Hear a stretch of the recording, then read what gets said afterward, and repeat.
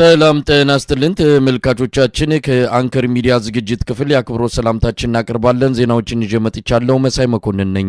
ዘመናዊ ታንክና ድሮን ታጥቀን ክላሽ በያዘ የጽንፈኛው ኃይል ተደጋጋሚ ጥቃት እንዴት ይደርስብናል ሲሉም የምስራቅ እዝ ዋና አዛዥ ሌተናል ጀነራል ማመር ተሰማ መናገራቸውን የደረሰን መረጃ አመልክቷል። ከተለያዩ ወታደራዊ ማሰልጠኛ ካምፖች የተወጣጡ የምስራቅ እዝ ወታደራዊ አመራሮች ሰሞኑን ባደረጉት ግምገማ የመከላከያ ሰራዊቱ የመዋጋት ሞራሉና አቅሙ መዳከሙን በተመለከተ በሰፊው መነጋገራቸው ታውቋል። በግምገማው መድረክ ላይ የተገኙት የምስራቅ እዝ አዛዥ ሌተናል ጀነራል ማመር ተሰማ ቁጣ በተቀላቀለበት ንግግር ዘመኑ የፈጠራቸውን ውድና ዘመናዊ የጦር መሳሪያዎች ታጥቀናል፣ ነገር ግን ከድሽቃና ብሬን የዘለለ መሳሪያ ባልታጠቀ የጽንፈኛው ኃይል ከባድ ኪሳራ እየደረሰብን ነው ማለታቸው ተሰምቷል። በመድረኩ ላይ የአማራ ተወላጅ የሰራዊቱ አባላት በከፍተኛ ቁጥር መክዳታቸውንና 85 በመቶ የሚሆኑት ከነትጥቃቸው መጥፋታቸውን የሚገልጽ ሪፖርት ቀርቧል። ሌተናል ጀነራል ማመር ተሰማ በቀጣይ የፋኖ የቡድን መሳሪያዎች ላይ ትኩረት ያደረገ የማጥቃት ዘመቻ መደረግ እንዳለበት መመሪያ መስጠታቸውን ነው ካገኘነው መረጃ ለማወቅ የተቻለው። ይህ በእንዲህ እንዳለ በተለያዩ የአማራ ክልል አካባቢዎች የህልውና ተጋድሎ ተጠናክሮ ቀጥሏል። በጎጃም በእናርጅና ናውጋ፣ በአገው ምድር በሉማሜ ከፍተኛ ተጋድሎ የተደረገባቸው ውጊያዎች እንደነበሩ ለማወቅ ተችሏል። በርካታ ያገዛዙ ታጣቂዎች ከጥቅም ውጪ መሆናቸውን ከአማራ ፋኖ በጎጃም የህዝብ ግንኙነት ክፍል የደረሰን መረጃ ያመለክታል። በሸዋ በጎንደርና በወሎም በበርካታ አካባቢዎች ውጊያዎች መደረጋቸውን ከየቀጠናው ከደረሰን መረጃ ለማወቅ ተችሏል። በባህር ዳር ከተማ ቅዳሜ ምሽቱን ወረቀት መበተኑን ተከትሎ ውጥረት መንገሱም ተገልጿል። የሰውና የባጃጅ እንቅስቃሴ እንዲቆም በሚል መልእክት የያዘ ወረቀት በከተማዋ በተለያዩ አካባቢዎች የተበተነ ሲሆን ፋኖ ጥቃት ሊሰነዝር ይችላል በሚል ትላንት ምሽቱን ባህር ዳር ያለ ወትሮዋ ጭር ብላ እንደነበረ ለማወቅ ተችሏል። በደባርቅ አካባቢ በተደረገ ውጊያ በርካታ ያገዛዙ ሰራዊት አባላት ምርኮኛ መሆናቸው ተመልክቷል። በወሎ በሸዋና በጎጃም በየቀጠናው የሚካሄደው የህልውና ተጋድሎ ከወትሮ በተለየ ሁኔታ በአገዛዙ ሰራዊት ላይ ከፍተኛ ኪሳራ ያደረሰ መቀጠሉን የሚደርሱን መረጃዎች ያመለክታሉ። የአብይ አህመድ አገዛዝ ፋኖንና የኦሮሞ ነጻነት ሰራዊት ሸኔን ለአንድና ለመጨረሻ ጊዜ ለመደምሰስ መዘጋጀቱን ለዓለም አቀፉ ማህበረሰብ ቃል መግባቱ ታወቀ። የኢኮኖሚ ማሻሻያ ፖሊሲው ሰላምና ጸጥታ በሌለበት ተግባራዊ ማድረግ እንደማይቻል ከዓለም አቀፍ ተቋማት እየተገለጸ ነው። የዓለም አቀፉ የገንዘብ ድርጅት IMFም ከፖሊሲው ተፈጻሚ መሆን ጋር ተያይዞ የህዝብ ተቃውሞ ሊቀሰቀስ ይችላል የሚል ስጋት እንዳለው ከሰሞኑ አስታውቋል። በቀጣይ በሰፊው እየተዘጋጀው ነው በሚል አብይ አህመድ ጥሪ ላደረገው የውጭ ኢንቨስትመንት ሀገር ውስጥ የማስገባት እቅድ ወሳኙ የሀገሪቱ ሰላምና ደህንነት እንደሆነ ከዲፕሎማቲክ ማህበረሰቡ ጠንከር ያለ ማሳሰቢያ እንደተሰጠውም ታውቋል። አብይ አህመድ በመላ ሀገሪቱ ያለውን የጸጥታ ጉዳይ መፍትሄ እንደሚሰጠው ቃል መግባቱን ለማወቅ ተችሏል። ሰሞኑን የመከላከያ ሰራዊቱን ከፍተኛ ወታደራዊ አዛዦችን ያነጋገረው አብይ አህመድ በአንድ ወር ውስጥ ፋኖንና ሸኔን ካላጠፋንና ሰላምና ጸጥታውን ካላረጋገጥን እንደ መንግስት መቀጠል አንችልም በማለት ጀነራሎቹ ያላቸውን ኃይል ሁሉ ተጠቅመው በኦሮሚያና በአማራ ክልል የብልጽግና ፓርቲን ስልጣን የሚያረጋግጥ ሰላምና ጸጥታውን ሙሉ በሙሉ የሚያስከብር ድል እንዲያመጡ ማሳሰቡን ነው የደረሰን መረጃ የሚያመለክተው።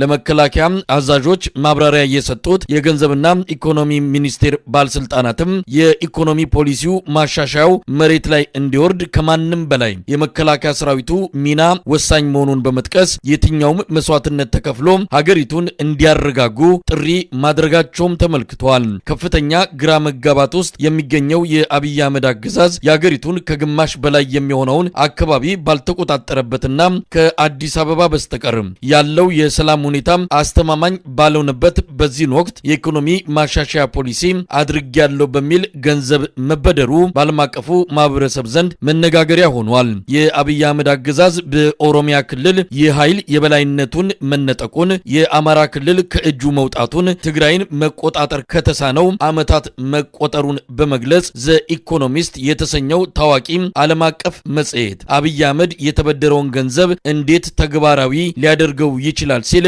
ሰሞኑን ባወጣው ዘገባ ላይ ጥያቄ አንስቷል። ፋኖንና ሸኔን አጠፋለው በሚል ለዓለም አቀፉ ማህበረሰብ ቃል የገባው አብይ አህመድ ካለፈው ሳምንት መጨረሻ አንስቶ በተለይ በአማራ ክልል መጠነ ሰፊ ጥቃት መክፈቱም ተሰምቷል። ባለፈው አንድ ዓመት ተመሳሳይ በቀነ ገደብ የተቀመጡ ዘመቻዎችን በመክፈት ውጤት ከማጣት ባለፈ ከፍተኛ ኪሳራ የደረሰበት አብይ አህመድ ሀገሪቱን ሙሉ በሙሉ አረጋጋለሁ በሚል ቃል የገባው ምን የተለየ ወታደራዊ ዝግጅት አድርጎ እንደሆነ የታወቀ ነገር የለም። በተለያዩ የአማራ ክልል አካባቢዎች እንደ አዲስ በከፈታቸው በሁሉም የጥቃት ዘመቻዎች ከፍተኛ ኪሳራ እንደደረሰበት መረጃዎች የሚያመለክቱ ሲሆን ከበርካታ የአማራ ክልል ወረዳዎች ያገዛዙ ሰራዊት ተመቶ እየወጣ መሆኑንም መረጃዎች ያመለክታሉ።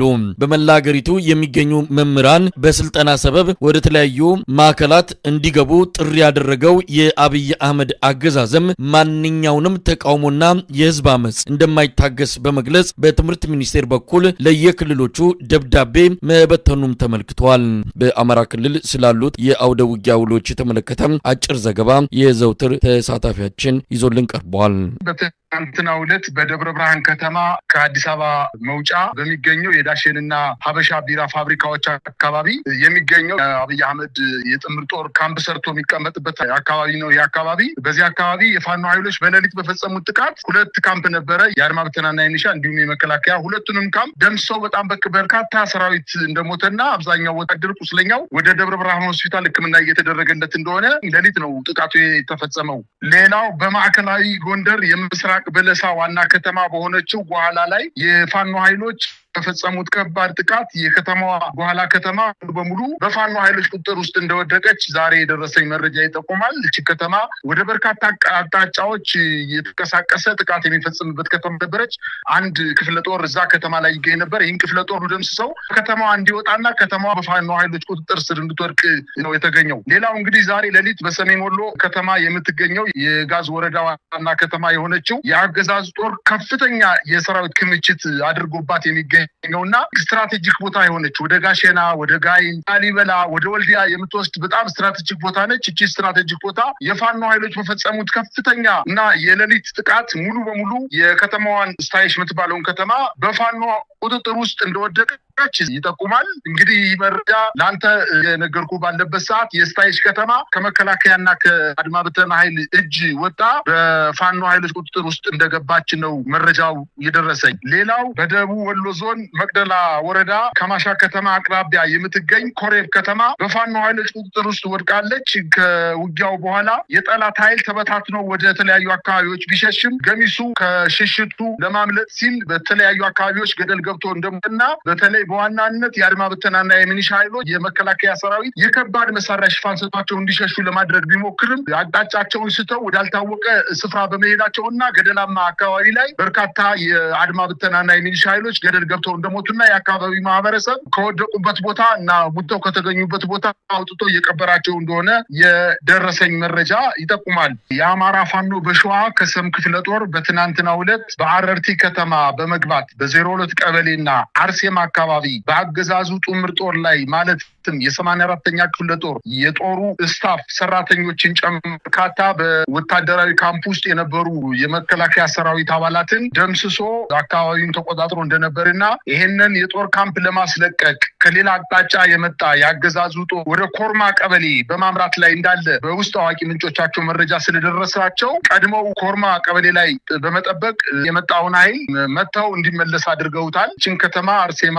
እና 02 ቀበሌ በተጨማሪ ሶስተኛ አረርቲ ከተማ የፋኖ ኃይሎች አሁን በሰዓት በቁጥጥር ስራቸው አድርገዋታል። በማዕከላዊ ጎንደር በወገራ ወረዳ ገደብዬ ከተማ ላይ ሰፍሮ የነበረውን ያገዛዙ ጥምር ጦር የፋኖ ኃይሎች ከ6 ቀን በፊት በፈጸሙት ጥቃት 3 ምሽጎችን ተቆጣጥረው በአገዛዙ ጦር ላይ ከፍተኛ ወታደራዊ ኪሳራ በማድረሳቸው ከተማዋን ለግማሽ ቀንም ተቆጣጥረው እንደነበር ይታወቃል። የፋኖ ኃይሎች ከተማዋን የልባቸውን ሰጥተው ለቀው ከወጡ በኋላ ግን የአገዛዙ ጦር ከሌላ ቦታ በመምጣት ወደ ከተማዋ በመግባት 18 ንጹሃንን ከ8 ዓመት እስከ 65 ዓመት የሚገመቱ ንጹሃንን ከየቤታቸው እያወጣ በግደሉ የሚታወስ ጉዳይ ነው። ነገር ግን የፋኖ ኃይሎች ዝክረ ገደብዬ ሰማዕታት በሚል በአካባቢ ወታደራዊ ዘመቻ በመጀመራቸው በተለይ በገደብዬ፣ በደባርቅ ዙሪያ፣ ቦዛም፣ በአምባ ጊዮርጊስና በወርቀ ደሞ በተባሉ ቁልፍ ወታደራዊ ይዞታዎች ላይ የነበረውን የመከላከያ ሰራዊትና የአድማ ብተና ኃይል ከፍተኛ ጥቃት በመፈጸም ድል በድል ተጎናጽፈዋል። በዚህ አካባቢ በ11 የውጊያ ቀጠናዎች ላይ ጥቃት በመፈጸም 11 የብልጽግና አመራሮችን ጨምሮ ከ102 በላይ የአገዛዙ ጦር መደምሰስ መቻላቸውንና በርካታ የአገዛዙን ከከባድ ወታደራዊ ምሽጎች በርካታ የአገዛዙን ጦር ከባባድ ወታደራዊ ምሽጎችንና ከተሞችን መቆጣጠር መቻላቸውን እንደዚሁም ከፍተኛ የቡድንና የነፍስ ወከፍ መሳሪያዎችን በእጃቸው ማስገባታቸውንና በአጠቃላይ ከገደብዬ ከተማ ጀምሮ አምባ ጊዮርጊስ እስከ ደባርቅ መግቢያ ድረስ ያለውን የአስፋልት መንገድ ለረጅም ጊዜ ይዘው የመከላከያ ሰራዊቱ እንዳይንቀሳቀስ በማድረግ ወደ ጎንደር ከተማ እንዲያፈገፍግ ማድረግ መቻላቸውን ነው ያስታወቁት። በዚህ አካባቢ በተደረገው ውጊያ እጅግ በጣም ከፍተኛ የሆነ የሰራዊት ድምሰሳ እንደተፈጸመና ደም መላሽ የፋኖ ኃይሎች የመከላከያ ሰራዊቱን የሞተባቸውን 18 ንጹሃንን በ10 እና በ15 እጥፍ ደም በመመለስ ውጤት በማሳየት ላይ እንደሚገኙና ውጊያውን በዛ አካባቢ አሁን ተጠናክሮ እንደቀጠለ ነው የደረሰኝ መረጃ የሚያመላክተው። ይህ በእንዲህ እንዳለ በምዕራብ አርማጭሆ ወረዳ አብርሃጅራ ከተማ ላይ ልዩ ስሙ ድልድይ በተባለ ቦታ ላይ የፋኖ ኃይሎች በወታደራዊ ተሽከርካሪዎች ላይ በአጀብ ሲጓዙ በነበሩ የአገዛዙ ጦር ላይ በፈጸሙት ማጥቃት ከ30 በላይ የአብይ አህመድ ጦር ሙትና ቁስለ ሲሆን 3ቱን ደግሞ በመማረክ በፋኖ ኃይሎች ተይዘው እንደተወሰዱ የአካባቢው የዓይን እማኞች ለአንከር ሚዲያ አስታውቀዋል። ዛሬ ደግሞ ከጎንደር ከተማ አቅራቢያ ባሉ ከተሞች ላይ በተለይ በማክሰኝት፣ ጸዳ እንዲሁም በለሳ መገንጠያ በተባሉ ቦታዎች ላይ የፋኖ ኃይሎች በአገዛዙ ጦር ምሽጎች ላይ በፈጸሙት ከባድ ማጥቃት ተከትሎ በአካባቢው ከባድ ውጊያ መቀስቀሱ ሲታወቅ ከአዲስ ዘመን እስከ ጎንደር ያለው ዋና አውራ ጎዳና መንገድ ከመኪና እንቅስቃሴ ውጭ ሆኖ መዋሉን የአካባቢው የዓይን እማኞች አስታውቀዋል። ይህ በእንዲህ እንዳለ በምስራቅ ጎጃም ዞን እናርጅና ውጋ ወረዳ የአገዛዙ ጦር ከወረዳው አመራሮች ጋር በመሆን ከደብረ ወርቅ ከተማ ተነስተው የሚኒሻ አባላትን ሰብስበው ስምሪት ለመስጠት ወደ መጣያ ከተማ ሲጓዙ በፋኖ ኃይሎች በተፈጸመባቸው የደፈጣ ጥቃት የወረዳው የጸጥታ ኃላፊን ጨምሮ በርካታ የአገዛዙ ጥምር ጦር አባላት ላይ ጉዳት መድረሱን ለማወቅ ተችሏል። በዚሁ ዞን አነደድ ወረዳ አንበር ከተማ ላይ የፋኖ ኃይሎች ዘልቀው ወደ ከተማዋ በመግባት በፈጸሙ ጥቃት ከ26 በላይ የአብይ አህመድ ጦር ተደምስሶ አስክሬናቸው በመንገድ ወድቆ እንደሚታይ በተለይ ገተምና የመገች በተባሉ የከተማዋ ክፍሎች ላይ የነበሩ ወታደራዊ ምሽጎች ሙሉ በሙሉ ማስለቀቅ በቻላቸውን ነው ተያይዞ የደረሰን ዜና የሚያመላክተው። ይህ በእንዲህ እንዳለ በማቻከል በዚሁ ዞን በማቻከልና ስናን ወረዳዎች በሚገኙ ዝናፈር፣ ገሞ፣ መካነ ጽዮን፣ ጨቢ መስቀሊ በተባሉ ቀበሌዎች ላይ በተደረገው ጠንካራ ውጊያ የፋኖ ኃይሎች ከ28 በላይ የአገዛዙ ጦርን መደምሰስ መቻላቸውና ከ12 በላይ ማቁሰል መቻላቸውን ለማወቅ ተችሏል። በምስራቅ ጎጃም አካባቢ በበርካታ ምሽጎች ላይ የፋኖ ኃይሎች ጥቃት በመፈጸም በአገዛዙ ጦር ላይ በተለይ በዋናነት በሚኒሻ በአድማ ብተናና በመከላከያ ኃይሉ ላይ ከፍተኛ ጉዳት ከማድረሳቸውን በተጨማሪ እስከዛሬ ድረስ በቁጥጥራቸው ስር ያላረጉትን በመከላከያ ተይዘው የነበሩ ምግቦችን ደርምሶ በመግባት ከተሞችን በመቆጣጠር ላይ እንደሚገኙ ነው ተያይዞ የደረሰን ዜና የሚያመላክተው። በሌላ ዜና በሰሜን ሸዋ በምንጃር ሸንኮራ ወረዳ ላለፉት 3 ተከታታይ ቀናት በአገዛዙ ጦር ላይ በፋኖ ኃይሎች መካከል በአገዛዙ ጦርና በፋኖ ኃይሎች መካከል በተቀሰቀሰው ውጊያ በአገዛዙ ጦር ላይ ሰብአዊና ቁሳዊ ክሳራ ደርሶበታል። በተለይ በዚሁ ቀጠና ኮርማ፣ ሀገረ ማርያም፣ ሐሙስ ገበያ፣ ስቻትና በረህት አካባቢዎች በከባድ መሳሪያ የታገዘ ከባድ ጦርነት እየተደረገ እንደሆነ ለማወቅ ተችሏል። በተለይ ደግሞ ዛሬ የውጊያ ቀጠናው ምንታምርና መተብላ ወደ ተባሉ አካባቢዎች የዋለ ሲሆን አካባቢዎቹን ለመቆጣጠር የተንቀሳቀሰው የአገዛዙ በርካታ ክፍለ ጦር ያልጠበቀው መልሶ ማጥቃት ደርሶበት በሽሽት ላይ መሆኑን የአካባቢ ነዋሪዎች ለአንከር ሚዲያ ተናግረዋል። ይህን ከፍተኛ ወታደራዊ እንቅስቃሴ ተከትሎ የፋኖ ኃይሎች ባልተጠበቀ ቦታ ማለትም ነፋሳና ጭቃ ቆላ በተባሉ አካባቢዎች ላይ በሚገኙ የአገዛዙ ጦር ወታደራዊ ካምፖች ላይ ጥቃት በመፈጸም ከፍተኛ ጉዳት ማድረሳቸውን ለማወቅ ተችሏል።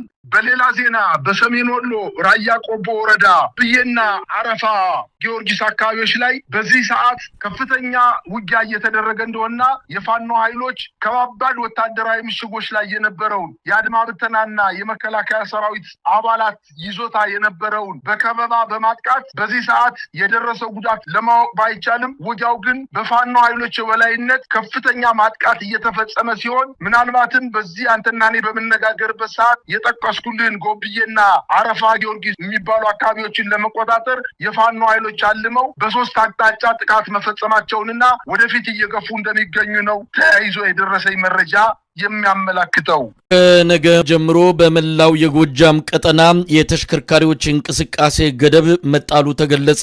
የአማራ ፋኖ በጎጃም ባስተላለፈው ጥሪ በየቀየው የገባውን የአብይ አህመድን ሰራዊት እንዳይወጣ አድርጎ ለመደምሰስ ከአምቡላንስ በስተቀር ለሁሉም ተሽከርካሪዎች መንገዶች ዝግ መደረጋቸውን እናሳውቃለን። ይህን ተላልፎ በተገኘ ተሽከርካሪ ላይ እርምጃም እንወስዳለን ሲል አስጠንቅቋል።